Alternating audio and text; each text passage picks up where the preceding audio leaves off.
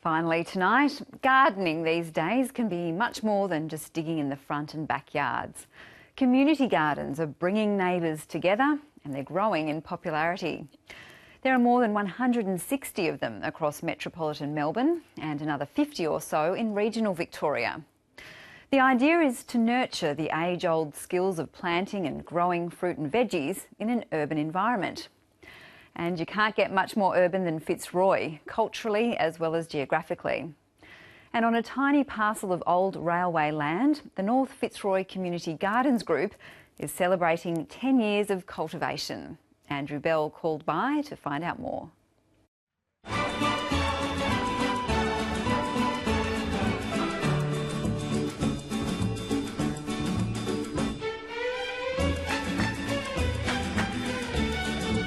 Nestling next to the South Morang line is Rushall Garden.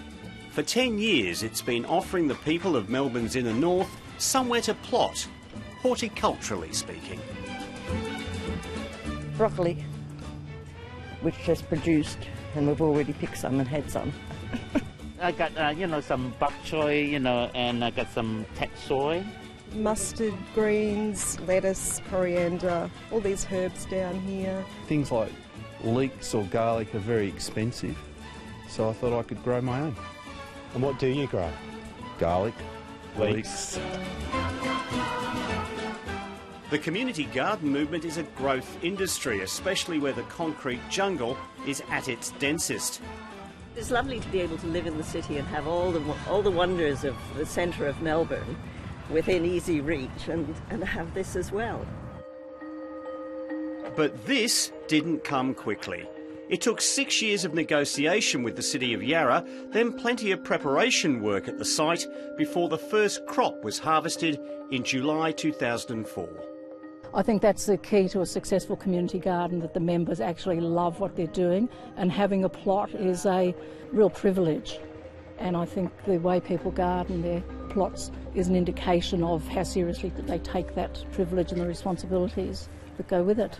Today is just a working bit where I was working on communal areas and maintenance of the garden, which is quite good. And what got you involved? Just trying to grow our own produce, but just knowing where it's from, and just also for the little one, so getting her to learn where produce comes from. You're all pretty busy this morning. Oh, we are. There's always something to do. There's always waiting to be done. What have you got here? Lots of grass. Herbs, borage, which the bees love, and it looks pretty too. The bees love it. We've got herbs there, and calendula, and we've got yes, and sorrel at the down there that's taken. Tall red stuff is amaranth. There are more than 50 plots at Rushall Garden. Those who dig and plant and harvest there have to show their commitment. They have to be actively gardening, predominantly food production, so somebody couldn't really fill their plot just with flowers to pick and take home. They need to be actually producing food. Although, of course, having flowers, as you can see, like over there, is great for bringing bees into the garden. The garden is now self-sufficient financially. All members pay an annual membership fee. And then the plot holders pay a rental based on the size of their plot each year. So people with a very small plot only pay maybe, $14, $20 a year, whereas with bigger plot holders maybe are paying $70, $80 a year.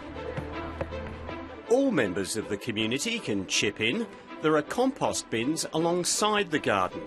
Contributions are most welcome, but You have to be careful what goes in there. You don't want any meat, cheese, dairy, produce, plastic bags, large apples and potatoes, or everything that needs to be cut up really to make it to make good fine compost.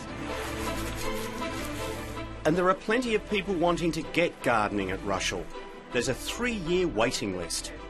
Sometimes there is a more turnover of plots, like during the severe water restrictions a number of years ago, when it was really, really hard to keep plots going because you could only water a couple of times a week at ungodly hours of the morning. A number of people forfeited their plots in because it was just too hard.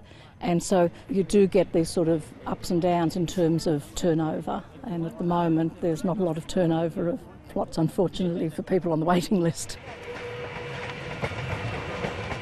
For those who do have their own sliver of land beside the railway tracks, there's a ready recognition that they're part of an enterprise where the fusing of individual and communal effort really reaps rewards. We talk to each other about what we're growing and what the best things are, what the best types of vegetables to grow are at each time of the year. Trial and error, you lose a lot and you get better as you go along. It's very social, and you get, swap vegetable all the time with different people, and it's just lovely. That's my little section.